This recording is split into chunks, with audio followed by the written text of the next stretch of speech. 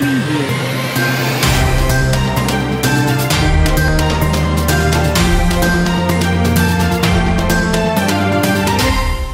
et messieurs, bonsoir. Merci de nous avoir choisis pour s'informer. C'est l'heure du grand journal. Tout de suite les titres.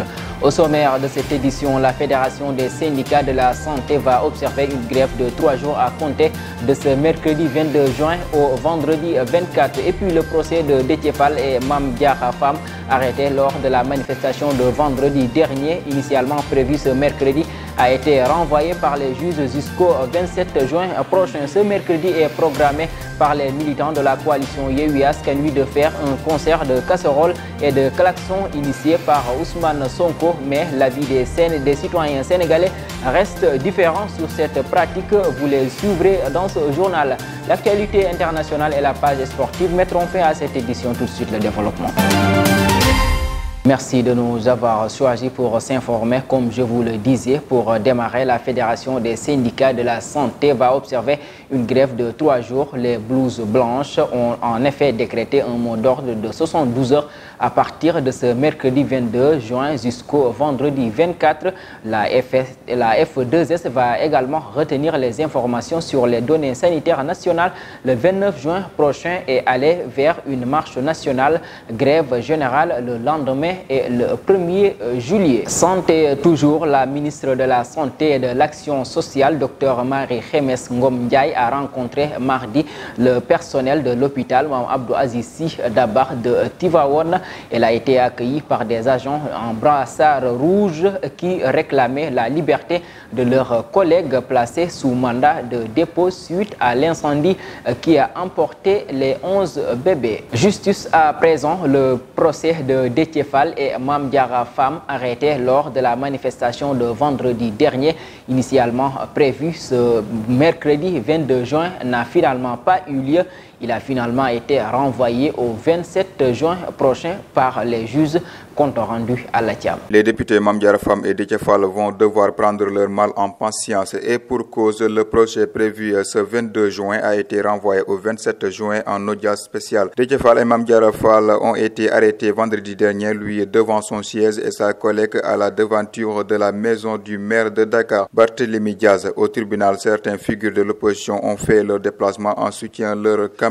Le juge du tribunal des flagrants délits de Dakar a estimé que la salle ne pouvait contenir que les 84 personnes arrêtées dans cette affaire. Un dispositif spécial devrait être aménagé pour permettre leur projet. Toujours dans cette affaire, après le renvoi du procès, l'adjoint au maire de la ville de Dakar, Abbas Fall, a fustigé la décision des juges. Il annonce également qu'ils ne se laisseront pas faire et qu'ils mettront en exécution leur deuxième plan d'action, dont le concert de casseroles ainsi que la marche prévue le 29 juin prochain. Suivons Abbas Fall, coordonnateur de Pastef Dakar et adjoint du maire de Dakar. Nous avons honte de voir aujourd'hui que la justice de ce pays est manipulée par la junte politique de Macky Sall et de ses amis. Il n'y a aucune raison qui vaille pour qu'on puisse renvoyer cette audience au 27. Ils auraient pu le faire avant de fixer l'audience en flagrant délit. Rien ne les empêchait de fixer l'audience au 27. Aujourd'hui, on nous sert quoi? Que compte tenu du nombre de manifestants qui ont été arrêtés et qui sont au nombre de 84, il faut aller à une audience spéciale pour avoir une salle qui puisse les contenir. Pour nous, c'est du dilatoire judiciaire. Ce n'est pas autre chose. Pourquoi ils ne se sont pas organisés? Parce qu'ils savaient très bien qu'il y avait 84 manifestants qui avaient été arrêtés. Pourquoi ils ne se sont pas organisés aujourd'hui pour passer au jugement de ces gens? Et pourquoi on nous sert un renvoi ferme jusqu'au 27 pour des raisons d'organisation, pour des raisons de... Vous voyez que c'est une forme de... C'est-à-dire qu'on est en train de dénaturer la justice. On est en train d'infantiliser la justice dans ce pays, ce qui est extrêmement grave. Pour moi, je le dis et je l'assume, ce n'est pas comme ça que nous allons libérer ces gens. Ce sont des détenus politiques, des otages politiques. Cette question, elle est politique, il faut la régler de façon politique. Je suis désolé de constater encore une fois que la justice de notre pays est à terre. Une justice infantilisée, manipulée, utilisée par le président Macky Sall pour sa seule volonté. Et cela ne peut pas continuer et ça ne passera pas. Le leader du parti PASTEF, par ailleurs membre de la coalition Yewwi Askan Wi, Ousmane Sonko, a demandé à ses militants d'organiser ce mercredi un concert de casseroles et de klaxons de 20h à 20h10 pour protester contre le régime de Macky Sall. Pourtant, ces pratiques sont interdites par la loi, pourraient même déclencher l'hypertension artérielle selon l'Organisation mondiale de la santé. Plus de détails avec Ousmane Niang. Les bruits ont des effets adverses insoupçonnés sur la santé humaine. En réalité, la pollution sonore est sur le registre des risques pour la santé, du moins. C'est ce que révèle une étude de l'Organisation mondiale de la santé publiée en 2014. Un impact auditif, les bruits en fonction de leur intensité agissent de manière directe sur l'audition. L'exposition à certains degrés produit des effets nuisibles sur la santé. Physiquement, un bruit se compose d'un ensemble de sons. Physiologiquement, un bruit est le plus souvent associé à une gêne. D'autres études ont établi la corrélation entre l'exposition au bruit et le déclenchement des effets physiologiques chez l'individu.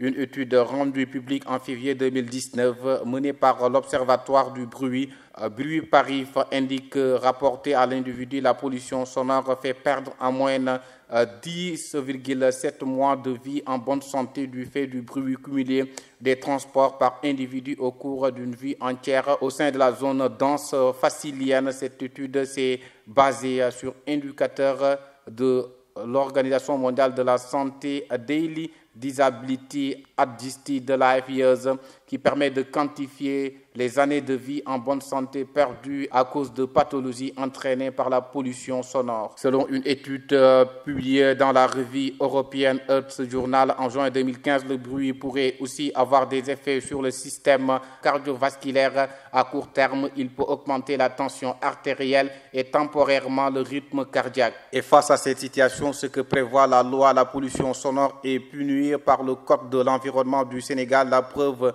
la loi numéro 2001-01 du 15 janvier 2001 portant Code de l'environnement dispose en son article L84 que sont interdites les émissions de bruit susceptibles de nuire à la santé de l'homme, de constituer une gêne excessive pour le voisinage ou de porter atteinte à l'environnement. Les personnes physiques ou morales à l'origine de ces émissions doivent mettre en œuvre toutes les dispositions utiles pour les supprimer.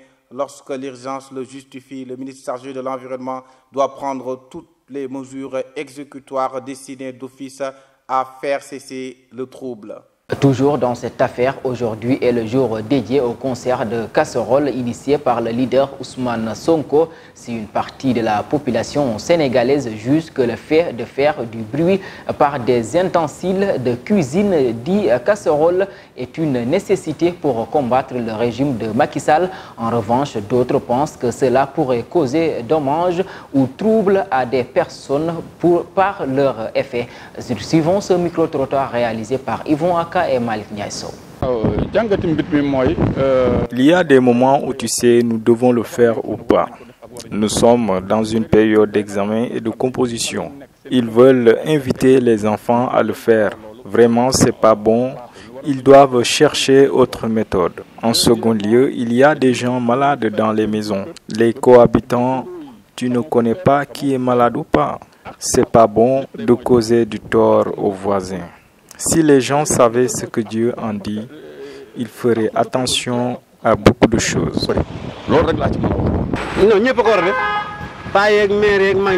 C'est tout le monde qui doit le faire, que ce soit des enfants, les jeunes, les femmes et les vieux, parce que nous avons des amertumes dans ce pays. Nous voulons marcher, on nous interdit. Moi, personnellement, chez moi, j'ai partagé les ustensiles. Regarde, c'est moi qui ai posé cela pour venir répéter. Nous sommes fatigués. Il n'y a que des morts vivants dans ce pays. Tout est cher. Quand on se couche, on n'arrive même pas à dormir. Nous appelons tous à le faire. Quand Macky avait fui se réfugier, c'est Serigne Bara, c'était aux yeux de tous. Aujourd'hui, il se permet de nous interdire. Pourquoi? Que chacun le fasse chez lui. Ceux qui ont des problèmes de tympan aillent se coucher. Comme ay tympan yi am problème demal nga dem tëddi tëj sa néeg ne ko ñëpp def loolu lay sant ñëpp Et puis la situation politique du pays inquiète après les manifestations du 17 juin dernier qui ont occasionné 3 morts. Les nuages planent sur les élections législatives du 31 juillet 2022. Selon des informations exclusives de Confidentiel Afrique, l'Union européenne, via une correspondance écrite, a saisi le président Macky Sall pour un report du moins un décalage de la date de ces joutes électorales prévues le 31 juillet 2022 afin d'apaiser la tension et d'aplanir les différends. Place à l'actualité internationale au Tchad. La Ligue tchadienne des droits des femmes en mouvement, un mouvement autant pour moi créé en 2020, entend faire du 21 juin une journée d'engagement citoyen contre les violences basées sur le genre au Tchad. L'année dernière, les militantes avaient crié leur colère dans la rue, mais cette année, faute de pouvoir manifester, elles ont organisé un rassemblement dans un quartier de la capitale. Afghanistan, près d'1 millier de morts dans un puissant séisme. Au moins 920 personnes ont été tuées dans un tremblement de terre survenu à proximité de la ville de Khost dans le sud-ouest de l'Afghanistan, tout près de la frontière avec le Pakistan.